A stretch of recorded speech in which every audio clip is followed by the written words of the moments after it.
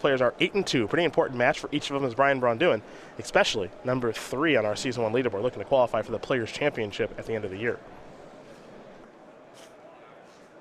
A shambling event is where Brian will start things. Hymel will sacrifice the Flooded Strand, get himself a Sunken Hollow. Plenty of time to finish this game, one would assume.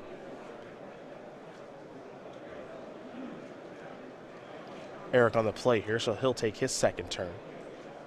A Canopy Vista and a passing of the turn. To BBD we go.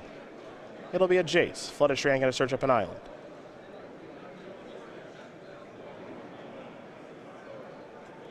For Eric, an Elvish Visionary. He'll draw. And he's just going to miss his land drop past the turn back.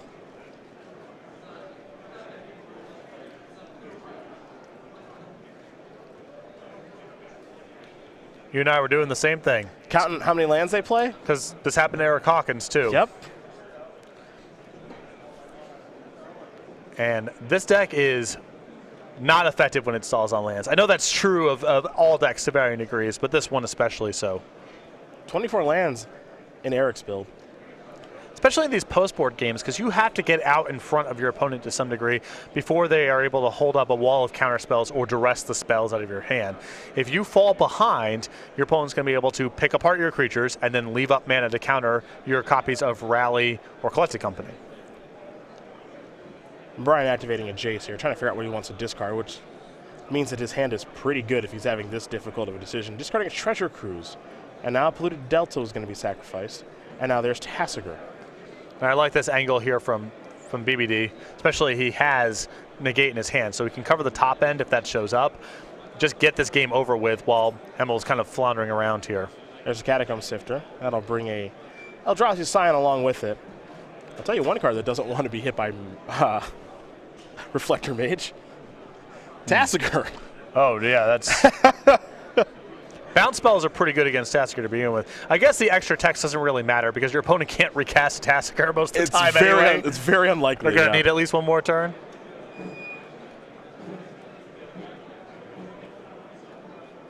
So Eric finding a land, able to start building his board. An activation of Jace here from Brian. Picked up a copy of Polluted Delta. We'll see what land he wants to discard. There goes Shambling Vent. There's Polluted Delta. And now passing of the turn. So Tasigur activation at the ready. Notable, Brian not attacking with Tasigur there at all. Well, he doesn't necessarily want to damage race right now. And also, Hymel's got some good chump blocks because he has a copy of Catacomb Sifter. So I think BBD is sort of taking this approach of, I can kind of hang back, activate Tasigur, make sure that Hymel can't attack me effectively, and accrue some advantage that way. Elvish Visionary was where Eric started his turn. Then I'll sacrifice the Eldrazi Sound for a mana. Scry, put the top card to the bottom. Tap that Sunken Hollow. Zillipore Cutthroat is the play.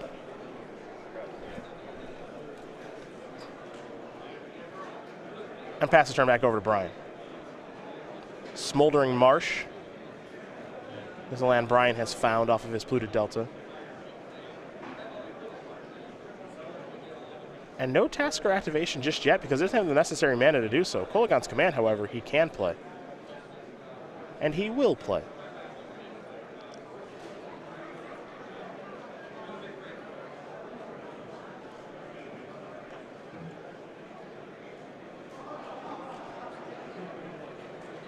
Looks like he's going to make Eric discard a card. It'll be a Nantuko Husk that goes to the graveyard. Eric will get the Scry because his Zillipore Cutthroat was killed. Top card going to go to the bottom from that Scry, thanks to the Catacomb Sifter.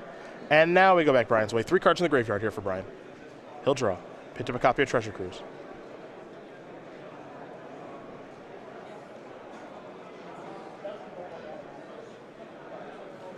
He'll activate Jace. Bloodstained Mire the draw.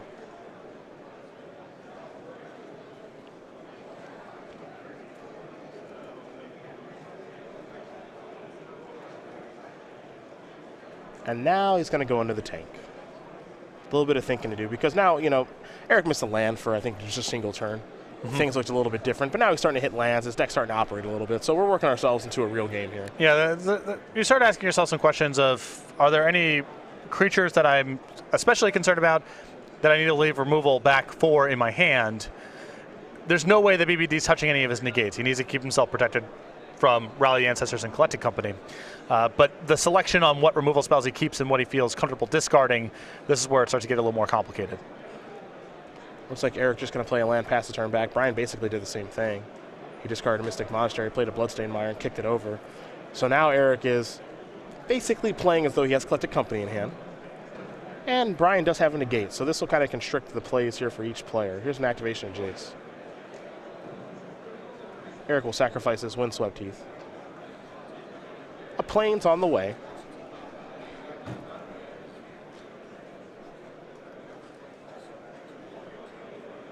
And now here's Collected Company. I don't think much of a surprise here to see this buy out a negate. Yep. And now Jace is going to activate. Roast was the draw. I mean, that's a very easy negate here because BBD is not in a position where he needs to worry about Rally the Ancestors right now. So Collected Company is the premier spell for him to fight over.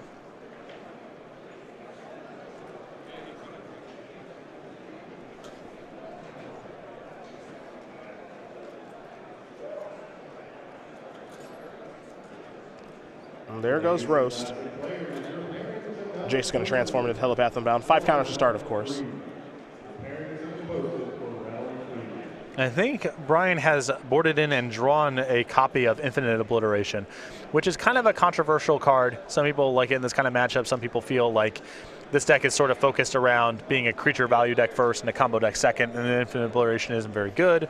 But it would not surprise me, especially now with a Jace flip, for BBD to start being very aggressive, stripping some of the combo cards out of Hymel's deck. Infinite Obliteration is interesting because now he can start by taking Nantuko Husk.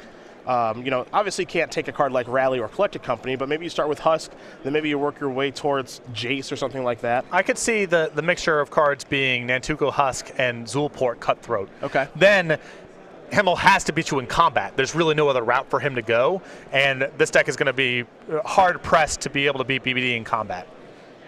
But there's a lot of different routes. That's my first instinct. But if you're casting a bunch of copies of Infinite Obliteration, there's multiple combinations of cards you can strip out of the deck to make things very hard. A Murderous Cut's going to go after Tasigur here.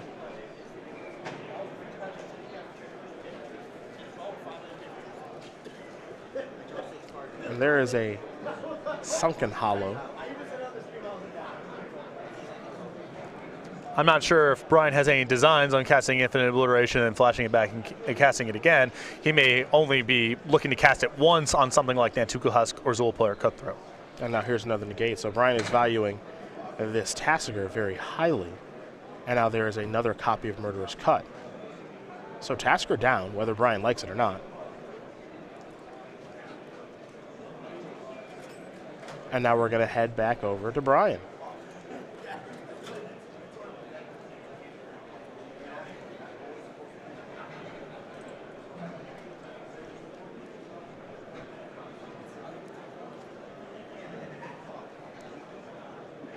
Reaching for mana already. Curious to see what his turn's going to be.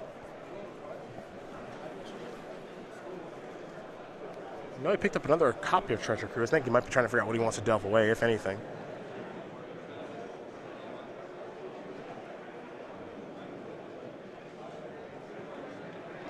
Looks like he's going to cruise for 2 mana and lose 6 cards. So Bloodstained Mire.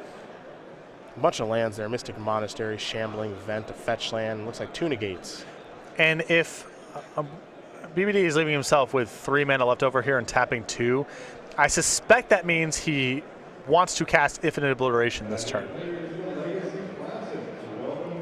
Picked up a copy of Soulfire Grandmaster along with Fiery Impulse there. Keep in mind he has not played a land just yet this turn.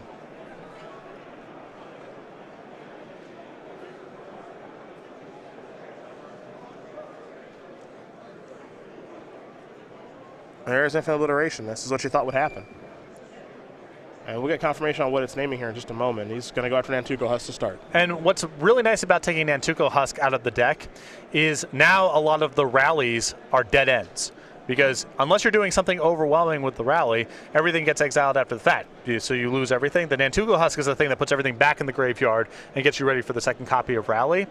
And without having a sack outlet and not really a graveyard to speak of, the rallies that are in Hymel's hand are worth very little right now. And that's the only cards that Eric has in his hand. 2 rallies. He does have double white there in Plains and Canopy Vista, so he can cast it. But as you mentioned, they've gotten a lot worse now. Yes.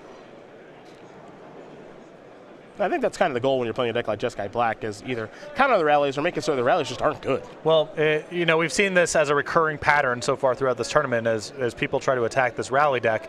And it's going to be important to learn these lessons because this deck looks like it's going to be very prevalent, at least early on in the format. If you have spot removal for the synergistic creatures and ways to attack the spells in the deck, be it counter spells, discard spells, or infinite obliterations to take the sting out of those cards, the deck is not left with a whole lot to operate with, and we've seen it over and over again. These blue decks post-board have been very punishing towards Rally.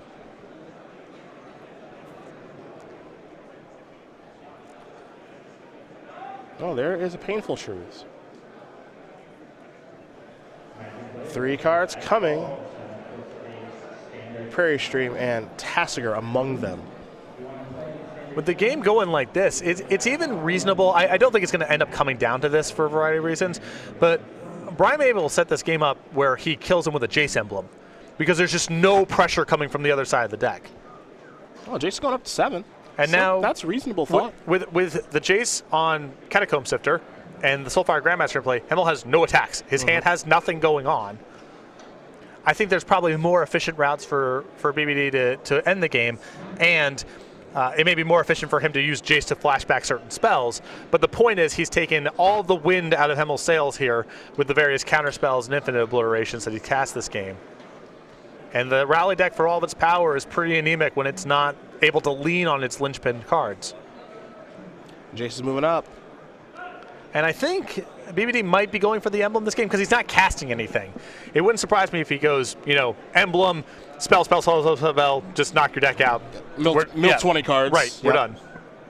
I'll find some more spells. One of my spells is Tassiger. That gets me more spells. One of my other cards that I have in the battlefield is Soulfire Grandmaster. That lets me loop spells. Yep. And then milling you out is trivial from there.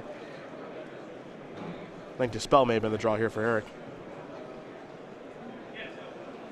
Here comes Elvish Visionary. And Brian will let it fall down to 7. Brian, let's take a look, see what's going on in that graveyard. Yeah, not even trading with the Elvish Visionary, not even allowing Hymel to turn his Rally the Ancestors into a divination.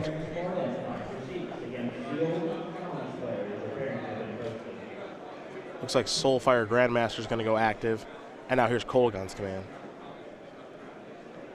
And Dispel will take care of that. So no nonsense with that card. Time to draw. Copy of Flooded Stream.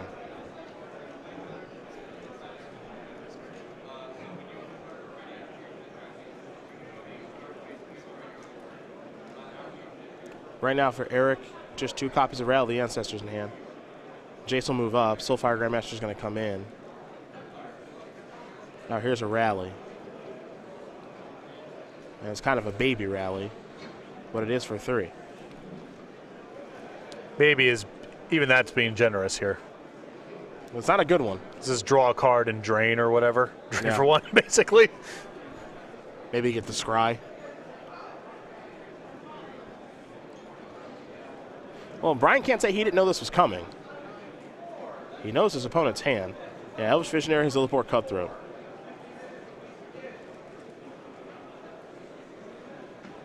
And Rally, upon its resolution, should get exiled if memory serves.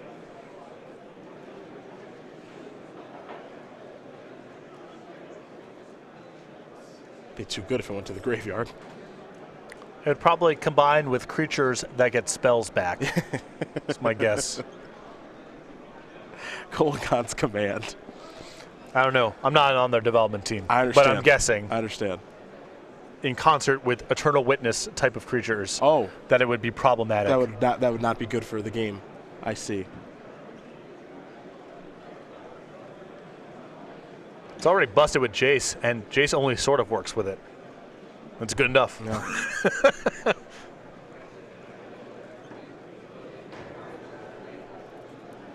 Time for Eric to scry.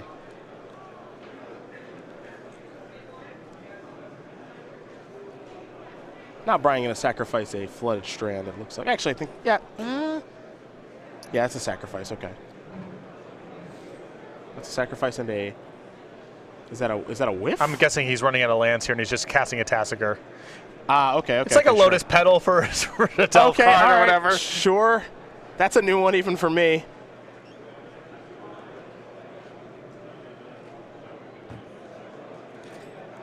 Players appear to still have plenty of time left to play. 10 minutes or so left to go.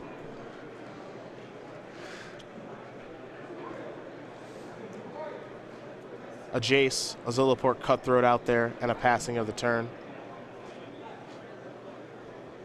Brian can pick these apart, assuming he has removal, and he does have Jace to recast at least a Roast. There's a Polluted Delta.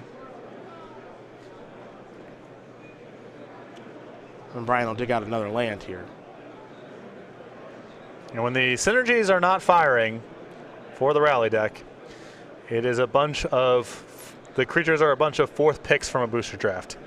They are not constructed staples. Yeah.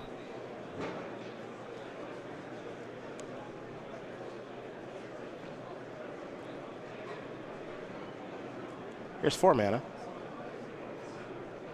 Let's make it 5, which leaves me with Soulfire Grandmaster has been activated. Hiya! Zilliport Cutthroat down. Brian will get to gain some life, of course, because that spell has lifelink. And it has spell mastery, so it's 3 life, not 2. Eric will get to scry, leave that card on top. Fire away on Jace. He'll lose the Fiery Impulse this time, but still gain the 3 life. And now Jace will go down to 5. And now here's Infinite Obliteration, which I like a lot because, 1, it's going to take care of something that Brian cares about, but 2, it makes Eric shuffle his deck. It's a wash. Yeah. Because it gives the deck a whole wash. And he's going to name Zilliport Cutthroat with it. So this was my prediction several turns ago about the creatures that would ultimately end up getting named. Just because now Rally does very little and non-combat damage is no longer an option. Now Hymel's got to just brawl with things like Tassiger, Soulfire Grandmaster, and Spot Removal, and his deck is just not equipped to win that sort of fight. Well, Eric doesn't have much going on anymore. That's for sure.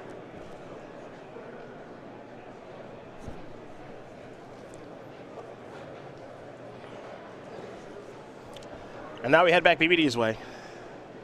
Hymel just passed the turn back. I don't even know if Hymel has any cards left that qualify as functioning cards in this spot. I was thinking the same thing.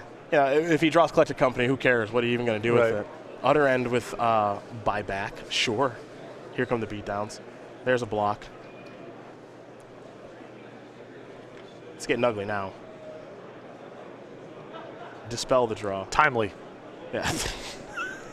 A timely dispel. Yeah. Here come the beatdowns yet again. Been a pretty one-sided game, honestly. Brian crafted a game plan that really worked here. Well, when Hymel missed his initial land drops, that was kind of the end of it, because often, game 1 at least, Rally can go ahead and fall behind early on, but use Collected Company and Rally to catch up. Post-board in these kind of matchups, when you're facing down a bunch of counter spells, that's just not the case anymore. You need to get something going early on, because your Rallies and Collected Companies are unlikely to resolve. An Eternal Pilgrim, just another target here for a removal spell. Eric does have a Dispel in his hand, and he will cast it, but that is going to do it. Brian Braun-Duin is going to win this match here over Eric Hymel. 2-1. Jeskai Black going to take care of 4-color Rally for Brian. He moves on to 9-2 with his build of Jeskai Black, different from other ones that we've seen. For Eric, he'll slide down to 8-3, but still